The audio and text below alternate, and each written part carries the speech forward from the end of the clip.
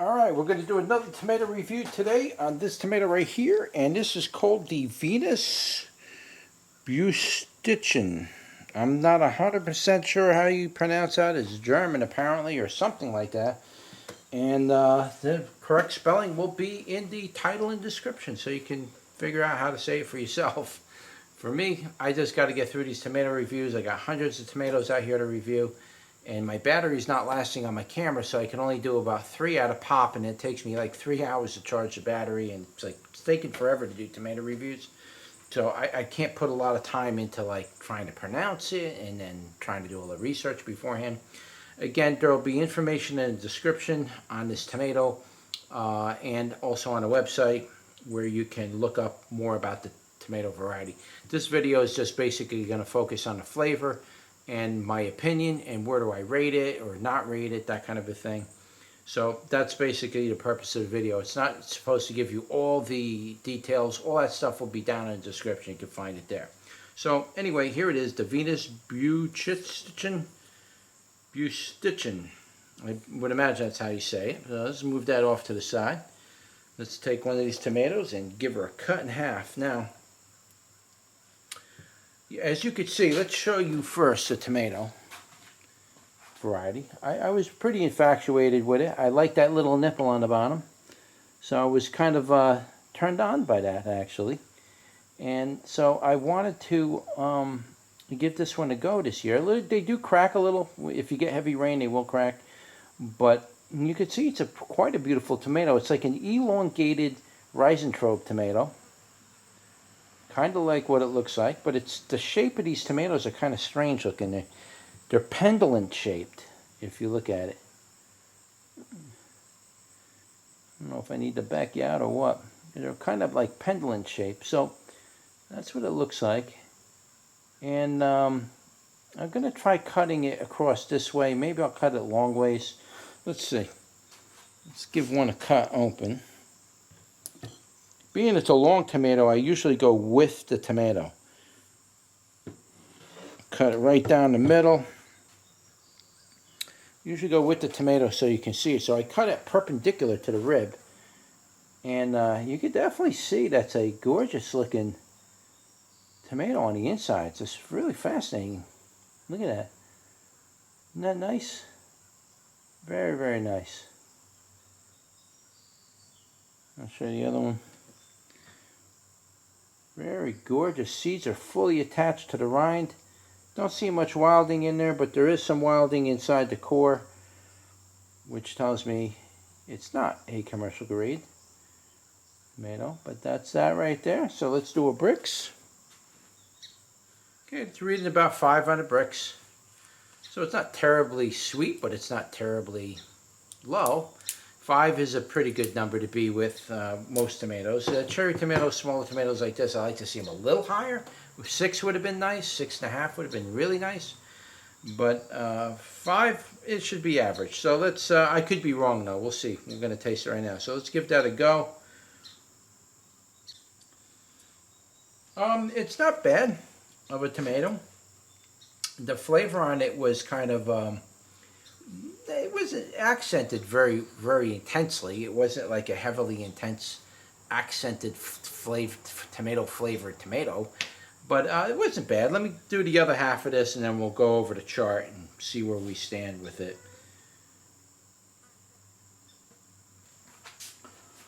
Okay, back you out a little bit. Alright, so with this tomato, let's start off with the sweetness on it. It wasn't terribly sweet.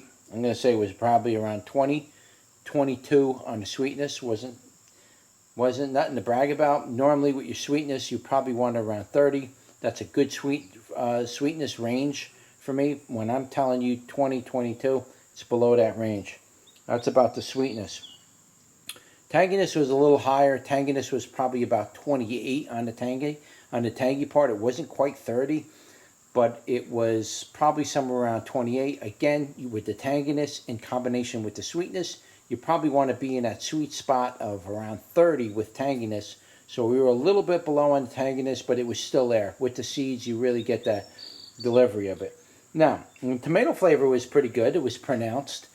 it wasn't super dominant, but it was pretty pronounced. And on a scale of 1 to 10, with 1 being the highest, I would say that the tomato flavor intensity was probably maybe around a 4. I should actually do it the other way around. I should tell you 10 being the highest and just kind of go up that way. It's just, I don't know.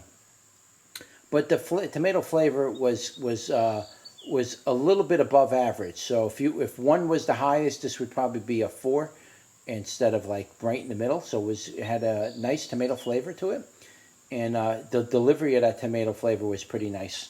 Now, as far as moisture goes, now the moisture part of it, from a scale of 1 to 10, I'm going to say it was a little bit better than 50%. I'm going to say 1 being the highest. We'll say that the tomato moisture was probably like a 4. Or if I said 10 was the highest, it'd be like a 6. I got to figure out which direction I want to go with that. I might do it the other way around. I'm going to redraw this chart, and then I'm going to put it in a way where I can just give you because I get confused sometimes. I go back and forth, and I don't mean to say that, but I got to draw this chart out so I can look at it and say, okay, this is where it was. That's where it makes it easier. But if you're going to say 1 on the moisture, it was really moist, wet, almost dripping as soon as you touch it, this would be a little bit higher than 50%. So it'd probably be like a 4, with 1 being the highest number. So it was a little bit more moist than right in the middle. And undertones, it did have an undertone to it. It had a kind of a strange, kind of an earthy undertone to it, but something else to it too. Almost like it had like another vegetable flavor inside of the tomato. Maybe a slight celery flavor. It had some kind of an odd undertone flavor to it that was, it comes in as, the undertones come in as an aftertaste. It's after you eat the tomato, you're just about swallowing it, and then it comes out right there. You'll get this undertone flavor, and that sometimes hangs around on the back of your tongue for a little while. And you try to grab what it might be, and it's really hard to do that one sometimes because it's a very short-lived moment when it comes to these undertones. But it did have an undertone, and the intensity of that undertone, I would probably say, if, in this case, 1 being the lowest, I would probably say this was like a 3. It was like a 3, maybe even 4. It was pretty intense. Had a pretty strong intensity to the undertoneness. 10 on the undertone would be, once you get past 5, in my opinion, with the undertones, that's matching and paralleling with the flavor of the tomato. So if the undertones are out flavoring the tomato, that's really awkward. You don't ever want to have an undertone higher than 5. So for me to tell you 3, it's a pretty pronounced undertone with this tomato, but not enough to offset the actual flavor of the tomato. It wasn't that intense, that strong. But there was something going on there, guys. There was definitely something going on. So that's really it. I mean, that's about all I can say about this tomato. Again, I'll give you one more quick look. You can see it's got that little nipple on the bottom. I like that. I like those little nipples. And it's a pretty good producer. The plant hit probably around 6 feet tall. Blight started kicking in at that point. Pretty good producer. I'd probably say I'm probably going to end up with 50, 60 tomatoes off of this variety. Most of them are still green right now, but I'm taking them off early this year because of the birds. And we're just getting them out of the way because the birds are coming in and they're blasting my tomatoes. So, but anyway, that's it. That's your tomato review for the, what was this called? Venusbrüstchen. Just so you know, too, this year I'm buying a lot of foreign varieties of tomatoes. I'm ordering tomato seeds from overseas. So I am getting a lot of these strange varieties from overseas. So a lot of these are not domestic tomatoes. These are tomatoes from other countries. And again, whatever information I can scrub on it, you'll be able to read about it in the description. I will also leave links to the seeds that'll be available for this variety in the description below. You got to give me a little bit of time to process the tomatoes as well as build the web page for it, and then you can click that link and be able to buy tomatoes there. So you got to give it a little time, a few days to a week, maybe 2 weeks from when you see this video. I'll have a page up and running. You'll be able to get seed for it. All right, so that was it. That was your tomato review for the Venusbrüstchen. Don't forget to like, share, and subscribe.